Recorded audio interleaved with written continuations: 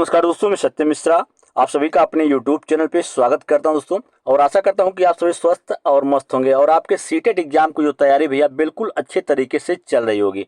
तो चलिए दोस्तों स्टार्ट करते हैं आज की क्लास का। यहाँ पे पहला प्रश्न, उससे पहले मैं आपको बता दूं कि जो आपके सीटेट का आपने फॉर्म भर रखा है, अगर आपके फॉर्म भरते समय कोई मिस्टेक या गलती हो गई उसमें, तो भैया आपको वहाँ पे सुधारने का मौका जो है दिया जाएगा।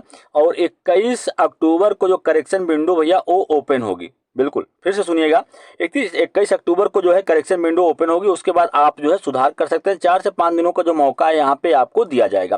बात करें तो आपके फॉर्म भरने की जो डेट थी वो 17 सितंबर थी और लास्ट डेट जो था 16 अक्टूबर लास्ट डेट था। आपकी परीक्षा की तिथि की बात करें तो परीक्षा आपकी 14 दिसंबर को जो है कंडक्ट होने वाली है। अगर किसी शहर में बच्चों की संख्या घट या बढ़ जाती है तो भैया वहाँ पे 15 तारीख को भी परीक्षा आपकी हो सकती है। तो यहाँ पे हम देखेंगे हिंदी पेडालॉजी के प्रश्न जो प्रीवियस ईयर में आपके परीक्षाओं में पूछे गए हैं। और प्रीवियस ईयर दोस्तों इसलिए मैं यहाँ पे सॉल्व करवा रहा हूँ क्योंकि आपके एग्जाम के लिए बहुत ही ज़्यादा जरूरी होता है। प्रीवियस ईयर से रिलेटेड प्रश्न आपके पूछे जाते हैं एग्जाम में।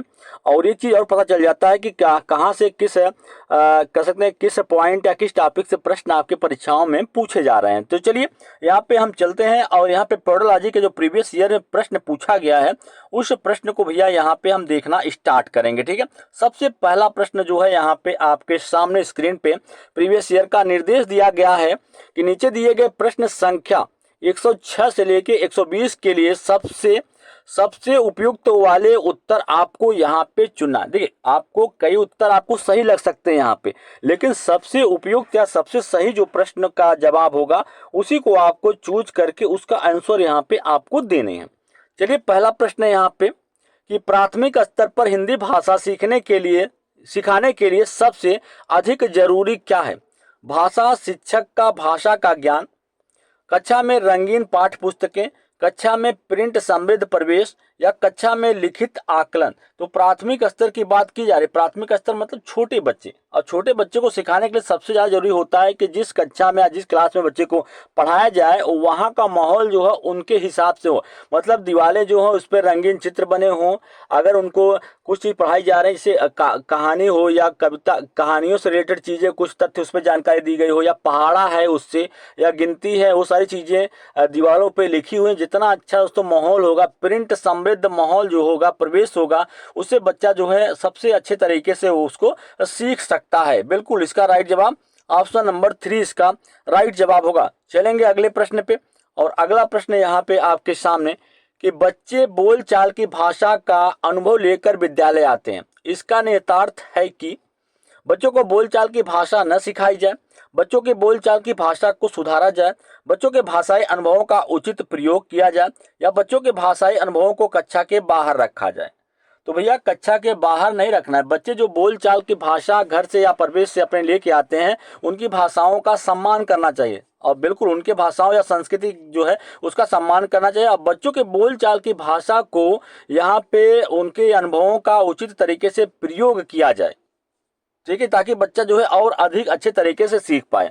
जब बच्चे को आप उसकी अपनी बातों को या अपनी भाषाओं को बोलने से रोकेंगे तो जाहिर सी बात है बच्चे में कुंठा, या कह सकते हैं कि बच्चा जो है अपने आप को मायूस समझेगा, और वो आप चाह कर भी वो अपने प्रश्न या जो भी प्रश्न का जवाब है वो चाह के भी नहीं पूछ पाएगा। ठीक है, तो बच्चों के अपने अनुभव जो भी लेके आ रहा है उसको अनुभव को विद्यालय में बिल्कुल उसके अनुभवों का उचित तरीके से प्रयोग किया जाए। ठीक है, चलेंगे हम अगले प्रश्न पे।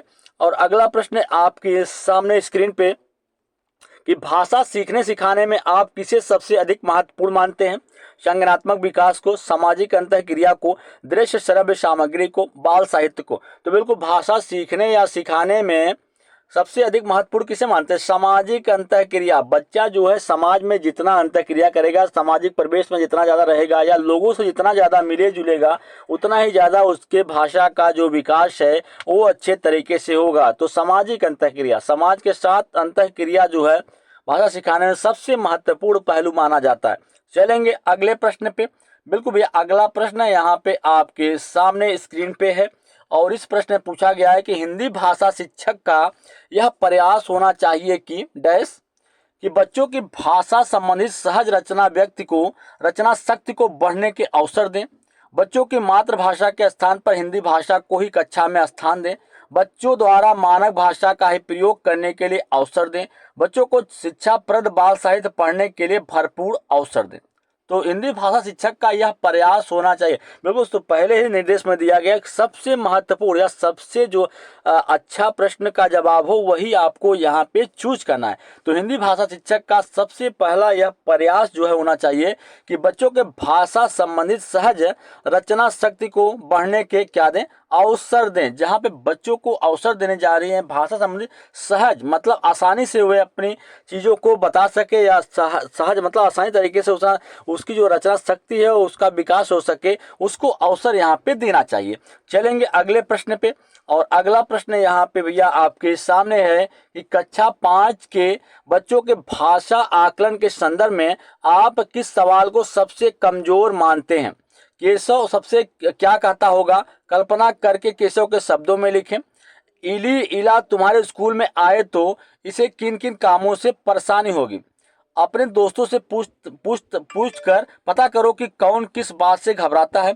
ईदगाह कहानी में हामिद ने मेले से क्या खरीदा। तो सबसे कमजोर प्रश्न की बात यहाँ पे की जा रही, सबसे कमजोर सवाल क्या है। तो ईदगाह कहानी में हामिद ने मेले से क्या खरीदा, सबसे कमजोर यही है। ठीक है दोस्तों, चलेंगे अगले प्रश्न की तरफ। और अगला प्रश्न यहाँ पे आपके सामने स्क्रीन पे, और इसमें पूछा गया है कि भाषा का डैश, भाषा का अति महत्वपूर्ण प्रकार क्या है। सुनना, अक्षर ज्ञान, संप्रेषण या लेखन। तो भाषा का सबसे महत्वपूर्ण प्रकार यह है कि संप्रेषण कर पाना, मतलब कम्युनिकेशन, एक दूसरे से अपनी बातों को शेयर कर पाना या एक दूसरे के सामने अपनी बातों को रख पाना, यही भाषा का सबसे महत्वपूर्ण प्रकार क्या होता है, संप्रेषण करना। चलेंगे अगले प्रश्न की तरफ। सभी दोस्तों पेडोलॉजी के प्रश्न है और आपके एग्जाम में रिपीट भी हो सकते हैं। ठीक है, चलिए अगला प्रश्न है यहाँ पे कि सुनने और लिखने की कुशलता का आकलन करने का सबसे अच्छा तरीका क्या है। कविता सुनना और शब्दशः लिखना, कविता सुनकर प्रश्नों के उत्तर लिखना, सुनी गई कहानी को अपने शब्दों में लिखना, सुनी गई कहानी को शब्दशः लिखना। तो सुनना और लिखने की कुशलता का आकलन करने का जो सबसे अच्छा तरीका है, सुनी गई कहानी को अपने शब्दों में लिखना सबसे बेहतरीन या सबसे अच्छा तरीका। और ऐसा करने से बच्चों की जो कल्पना शक्ति है भैया उसका भी विकास होगा, बच्चा सही तरीके से चीजों को सोच पाएगा। चलेंगे अगले प्रश्न पे।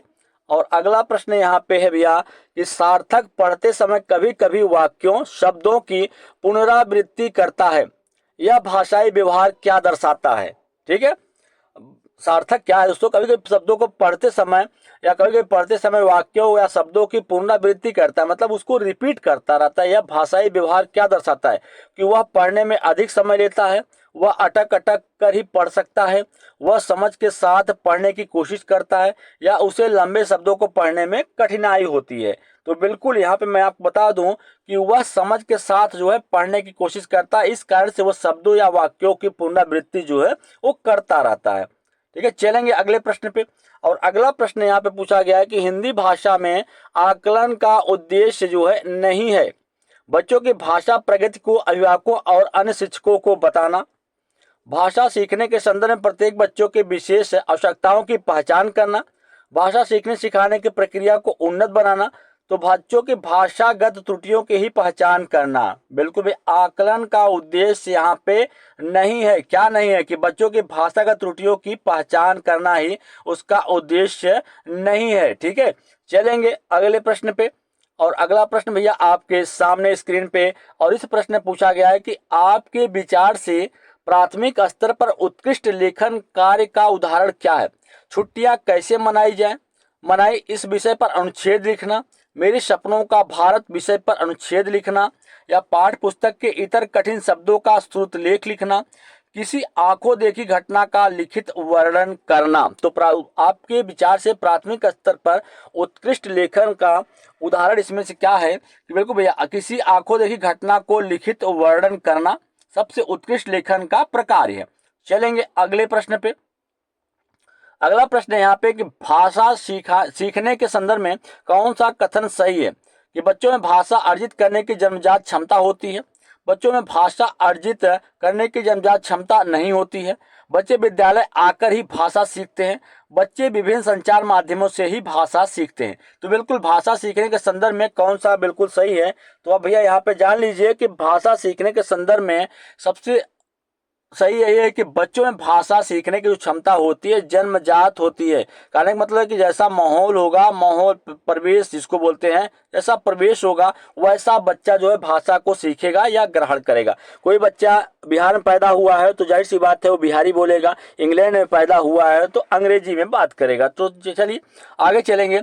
और अगला प्रश्न भैया यहाँ पे कि डिस्ग्राफिया से प्रभावित बच्चों को मुख्य रूप से डैश में कठिनाई होती है, सुनने में, बोलने में, पढ़ने में, लिखने में। तो बिल्कुल डिस्ग्राफिया में क्या होता है, लिखने में बच्चों को क्या होती है, समस्या उत्पन्न होती है, बच्चा जो है सही तरीके से लिख नहीं पाता है। चलेंगे अगले प्रश्न की तरफ। और अगला प्रश्न भैया यहाँ पे पूछा गया है कि प्राथमिक स्तर पर, बिल्कुल प्राथमिक स्तर की हिंदी भाषा की पाठ्य पुस्तकों में आप किसे सर्वाधिक महत्वपूर्ण मानते हैं? बहुत प्रसिद्ध लेखकों की प्रसिद्ध रचनाएं, नैतिक मूल्यों वाली कहानी कविताएं, बहुतायत में दिए गए अभ्यास कार्य, हिंदी भाषा को विविध रूप देने वाली रचनाएं। बिल्कुल भैया, हिंदी भाषा को विविध रूप देने वाली जो रचनाएं हैं वो प्राथमिक स्तर पर हिंदी पाठ्य पुस्तकों में सर्वाधिक महत्वपूर्ण जो है वो मानी जाती हैं। चलेंगे अगले प्रश्न की तरफ। और अगला प्रश्न यहाँ पे पूछा गया है कि बहुभाषिक कक्षा में बच्चों की भाषाएं क्या होती हैं? संसाधन के रूप में कार्य करती हैं, शिक्षक के लिए बेहद जटिल चुनौती हैं, आकलन की प्रक्रिया को बाधित करती हैं, या भाषा सीखने की प्रक्रिया को बाधित करती हैं। तो बाधित करने का काम जो है वो भाषा का नहीं होता है, न कि जटिल चुनौती होती है, संसाधन के रूप में कार्य करते हैं। बिल्कुल इसका राइट जवाब ऑप्शन नंबर फर्स्ट होगा। चलिए भैया अगले प्रश्न की तरफ। और अगला प्रश्न यहाँ पे पूछा गया है कि भाषा सीखने और भाषा अर्जित करने में अंतर का मुख्य आधार है कि भाषा की पाठ्य पुस्तकें, भाषा का लिखित आकलन, भाषा का उपलब्ध प्रवेश, या भाषा की जटिल संरचनाएं। तो भाषा सीखने या भाषा अर्जित करने में जो मुख्य अंतर का आधार होता है, भाषा का उपलब्ध प्रवेश जो होता है, सबसे मुख्य अंतर का आधार यही माना जाता है। दोस्तों आज के लिए इतना है। अगर आपको वीडियो अच्छा लगे तो फिर लाइक, शेयर और सब्सक्राइब भैया जरूर करिएगा, क्योंकि आपके साथ साथ आपके मित्र या दोस्त जो है उनको भी इसका फायदा या बेनिफिट जो है वो मिल सके।